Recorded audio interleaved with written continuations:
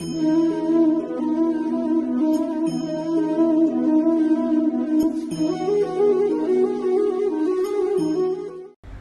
दोस्तों, स्वागत है आप सभी का आपके अपने YouTube चैनल महाशक्ति ज्योतिष में। अगर आप अपनी लाइफ में कुछ नया सीखना चाहते हैं तो चैनल को सब्सक्राइब ज़रूर करिएगा। दोस्तों, घर में होने वाली छोटी छोटी बातों में कई संकेत छिपे होते हैं। इन संकेतों को अगर समझ लिया जाए तो हम जान सकते हैं कि भविष्य में आने वाला समय कैसा होगा और परेशानियों से बचा जा सकता है।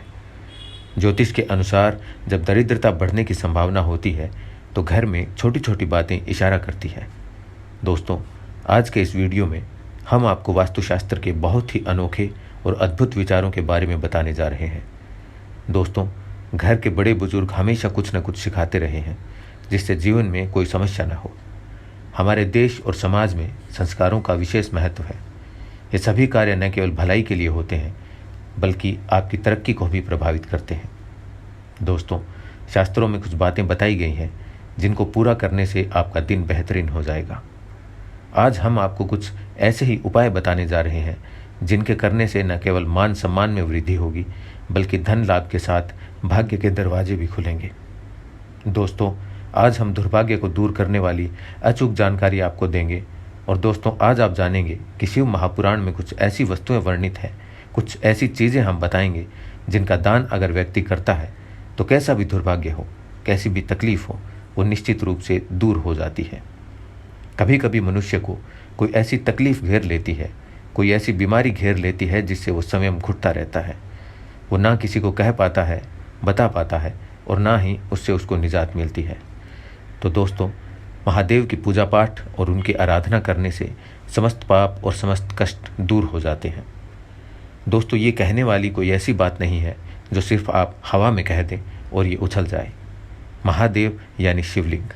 शिवलिंग एक ऐसी चीज़ है जिसके पास बैठकर आप अपने कष्ट को कह सकते हैं। सबसे बड़ी जो चीज़ है वो विश्वास की बात है।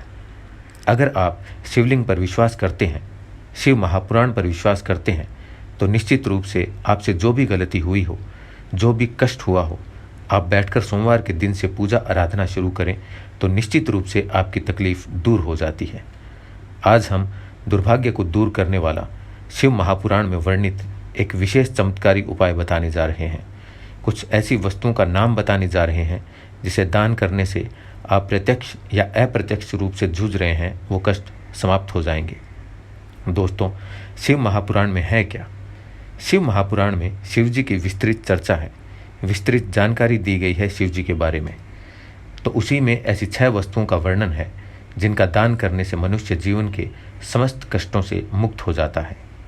दोस्तों, शास्त्रों में जो बहुत दानी महादानी कहा जाते हैं वो लोग दान के द्वारा, पुण्य कर्म के द्वारा आज भी जाने जाते हैं।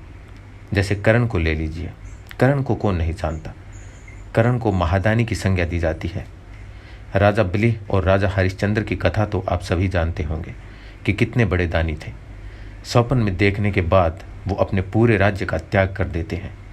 दोस्तों, महर्षि दधीची को भी दानी महादानी की श्रेणी में रखा जाता है। महर्षि दधीची ने तो एक कबूतर की रक्षा के लिए अपनी हड्डियों का ही त्याग कर दिया था। तो ऐसे ही और भी दानी हमारे समाज में होते हैं, पर दान का ये अर्थ बिल्कुल भी नहीं कि आप अपनी श्रद्धा और अपनी शक्ति से ऊपर दान करें। दोस्तों, कोई भी दान अपने सामर्थ्य के अनुसार करना चाहिए। एक चीज़ और बता दें कि अगर आप कोई भी दान करते हैं तो शास्त्र के अनुसार वो दान आपको कई अधिक गुना होकर वापस प्राप्त होता है। तो कोई भी ऐसी चीज़ ना सोचें कि आप दान करेंगे तो आपका भंडार कोष खाली हो जाएगा। शिव पुराण में तो ये भी कहा गया है कि अगर आप शिव जी पर कोई वस्तु अर्पित करते हैं या शिव जी के निमित्त कोई दान करते हैं तो निश्चित रूप से वो 100 गुना होकर आपको प्राप्त हो जाता है। देखिए, हमारा जीवन क्या है, ये शास्त्रों के अनुरूप होकर ही चलता है। तो जब शास्त्र में लिखा है कि वो चीज़ें हमें 100 गुना अधिक होकर हमें प्राप्त हो जाएंगी तो दान अवश्य करना चाहिए। अब क्या क्या दान करना चाहिए, इससे कौन सी परेशानी दूर होती है, आइए आगे देख लेते हैं। लेकिन दोस्तों, उससे पहले आपसे एक छोटी सी रिक्वेस्ट करते हैं कि वीडियो को लाइक ज़रूर करिएगा, दोस्तों को शेयर कर दीजिएगा और अगर आपने अभी तक चैनल को सब्सक्राइब नहीं किया है तो चैनल को सब्सक्राइब करके बेल आइकन ज़रूर दबाइएगा। अब देखते हैं हमें कौन सा दान करना चाहिए जो बहुत किफ़ायती है, हर कोई दान कर सकता है, और दूसरी चीज़ कि प्रत्यक्ष अप्रत्यक्ष हर संकट को दूर कर सकता है। पहली चीज़ है नमक। नमक का दान करने से व्यक्ति अगर किसी प्रत्यक्ष अप्रत्यक्ष कष्ट से जूझ रहा हो, अप्रत्यक्ष का अर्थ होता है कि कोई ऐसी तकलीफ़ होती है जिससे हम स्वयं घुटते हैं, किसी को बता नहीं सकते, तो ऐसे ही आप सोमवार के दिन नमक का दान करें तो फिर ये दुर्भाग्य, आपकी जो गरीबी है या परेशानी है वो दूर हो जाती है। यानी नमक का दान आपके समस्त दुर्भाग्य को दूर करने में सहायक होता है। नमक का दान करते समय आपको एक बात का ध्यान रखना है, आप अपने हाथों से नमक का सीधे किसी के हाथों में दान न करें। इस बात का ध्यान रखें। नमक का पैकेट आप नीचे रखें। एक प्रकार का नमक होता है जो गोल गोल होता है, जिसे साबुत नमक कहते हैं। वो अगर आपको मिल जाए, उसे अगर आप दान करते हैं तो वो सर्वश्रेष्ठ माना जाता है। पर पैकेट में जो नमक मिलता है, जिसे आप भोजन बनाने के लिए इस्तेमाल करते हैं, वो नमक भी आप दान कर सकते हैं। इससे भी आपका दुर्भाग्य दूर होता है। अगली चीज़ है गुड़। गुड़ का दान अगर आप करते हैं तो इससे आपके रिश्ते अच्छे होते हैं। अब ये रिश्ता आपका किसी से भी हो सकता है।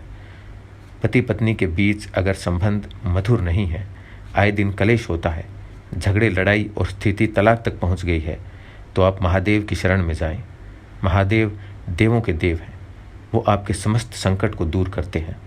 उदाहरण के लिए बता दें कि अगर कोई व्यक्ति बहुत अधिक लंबे समय से बीमार है तो आप ज्योतिष के पास जाएंगे। जहाँ भी जाएंगे तो वो यही कहेंगे कि भगवान शिव की शरण में जाओ, महामृत्युंजय का जाप कराओ, महामृत्युंजय अनुष्ठान कराओ, रुद्राभिषेक कराओ। क्यों नहीं वे आपको कोई और देवता या फिर कोई और उपाय बता देते हैं कि आप उनकी शरण में जाएं, आप वो उपाय करें। दोस्तों, वो आपको सिर्फ और सिर्फ भगवान शिव की ही शरण में जाने को कहेंगे। तो आप ये समझ लीजिए कि अगर आपका रिश्ता तलाक तक गया है, आपको लग रहा है कि अब बनने वाली नहीं है, तो हम आपसे कहेंगे कि आप महादेव की शरण में जाएं। महादेव को सोमवार के दिन गुड़ जरूर अर्पित करें, गुड़ का दान जरूर करें। दोस्तों, गुड़ दान करने से कोई भी रिश्ता हो, माँ बाप के रिश्ते हो या फिर आपका बच्चा आपका कहना नहीं मानता, बस एक बात याद रखिए कि किसी भी रिश्ते में अगर मिठास भरनी हो तो सोमवार के दिन गुड़ का दान करें। दोस्तों, गुड़ और रोटी गाय को खिलाने से भी आपके रिश्ते मधुर होते हैं, लक्ष्मी की प्राप्ति होती है। तो ये काम भी आप कर सकते हैं। अगली चीज़ जो शिव महापुराण में वर्णित है वो है तिल।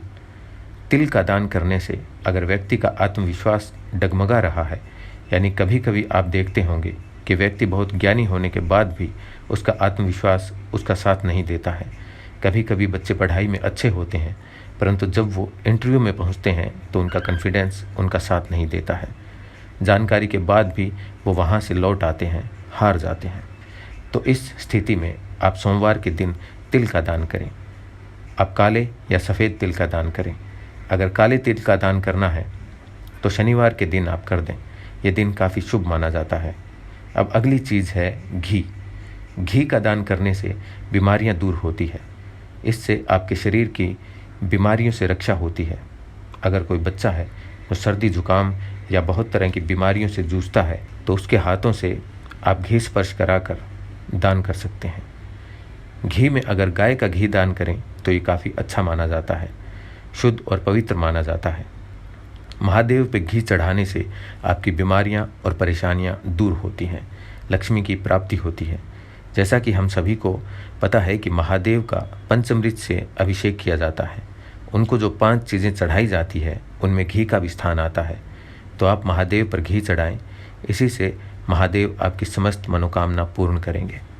तो दोस्तों, इस तरह की जो चीज़ें हैं वो हमें प्रति सोमवार दान करनी है। अगर उपयुक्त कष्टों से आप जूझ रहे हैं तो सोमवार के सोमवार आप इन चीज़ों का दान कर सकते हैं। अगली चीज़ है दोस्तों अनाज। बहुत प्रकार के अनाज हम दान करते हैं। जैसे कोई व्रत या उपवास रखते हैं तो फिर अंत समय में जब आप पारण करने जाते हैं तो उससे पूर्व में कहा जाता है कि आप ब्राह्मण भोज कराओ, परंतु ब्राह्मण भोज हर समय संभव नहीं हो पाता है। तो हम ब्राह्मण के निमित्त कुछ अनाज दान कर सकते हैं। अनाज का दान करने से माँ अन्नपूर्णा आपका भंडार कभी खाली नहीं रखती। जैसा कि आप सभी जानते हैं कि माँ अन्नपूर्णा शिव की अर्धांगिनी है, माँ जगदम्बा स्वरूप है और उन्होंने भगवान शिव को ये वरदान दिया था कि कि जो व्यक्ति उनका अनादर नहीं करेगा उसका भंडार कभी खाली नहीं रहेगा। तो ये कोई छोटी सी चीज़ आप मत समझिएगा कि भंडार खाली नहीं रहेगा। आपके भंडार खाली नहीं रहने का अर्थ है कि आपका घर अन्न और धन से भरा रहेगा। अन्न और धन ये दोनों चीज़ें एक साथ जोड़कर इसलिए देखी जाती है कि जिस व्यक्ति के खान पान का जो वैभव है वो भरा रहता है, समृद्धि बनी रहती है, उसके घर में धन की, लक्ष्मी की कभी कहीं कोई कमी नहीं रहती है। तो इस प्रकार का दान आप शिव महापुराण में बताए गए समय के अनुसार, यानी सोमवार को और काले तिल का दान करना है तो शनिवार को इस तरह से दान करेंगे तो निश्चित रूप से आपकी खयाती फैलेगी और आप जिस समस्या से, जिस दुर्भाग्य से जूझ रहे हैं वो भी धीरे धीरे समाप्त हो जाएगी। धीरे धीरे इसलिए कि कोई उपाय जादू बिल्कुल नहीं होता। भगवान के पास जब आप उनकी शरण में जाते हैं, उनके निमित्त, अपने कष्टों को दूर करने के निमित्त जब आप किसी चीज़ का दान करते हैं तो निश्चित रूप से भगवान आपकी थोड़ी देर तक परीक्षा लेते हैं। आपको लगेगा संकट बड़े हो रहे हैं, परंतु वो संकट बड़े नहीं होते। धीरे धीरे महादेव जी उसको काटते हैं। आपको सब्र की आवश्यकता है। आप जब किसी परेशानी से जूझ रहे हैं तो सब्र रखिए और धीरे धीरे ये उपाय करते रहें। महादेव की कृपा से सब कुछ अच्छा हो जाएगा। आपका जीवन खुशियों से भर जाएगा। अगली चीज़ है कपड़ा। दोस्तों, वस्त्र दान करना भी बहुत उत्तम माना जाता है। जैसे कि सर्दियाँ चल रही हैं तो ऐसे में कंबल दान करना काफ़ी उत्तम माना जाता है। जैसे कि मकर संक्रांति पर बहुत सारे लोग वस्त्र दान करते हैं। वस्त्र दान करने से व्यक्ति की उम्र बढ़ती है, व्यक्ति दीर्घायु होता है। तो ऐसे में अगर कोई बीमार है, परेशान है, उसकी बीमारी लंबे समय से ठीक नहीं हो रही है तो उसके हाथों से कुछ वस्त्र स्पर्श कराकर आप दान कर दें, या फिर वो व्यक्ति खुद जाने लायक है तो जाकर ज़रूरतमंदों को दान करें। ये उपाय हम नहीं कह रहे हैं, ये उपाय शास्त्रों में वर्णित है, शिव महापुराण में वर्णित है। तो उपाय निश्चित रूप से आपकी संपूर्ण समस्याओं का निवारण करेगा। कैसा भी दुर्भाग्य चल रहा हो, धीरे धीरे महादेव की कृपा से दुर्भाग्य कटने लगेगा। आज के लिए बस इतना ही। दोस्तों, अगर आपको ये वीडियो पसंद आया है तो वीडियो को लाइक कीजिए, दोस्तों को शेयर कीजिए और चैनल को सब्सक्राइब करके बेल आइकन ज़रूर दबाइएगा ताकि आने वाला नॉलेजेबल वीडियो आपको सबसे पहले मिले। दोस्तों, मिलते हैं अगले वीडियो में। तब तक के लिए goodbye and thanks for watching my video.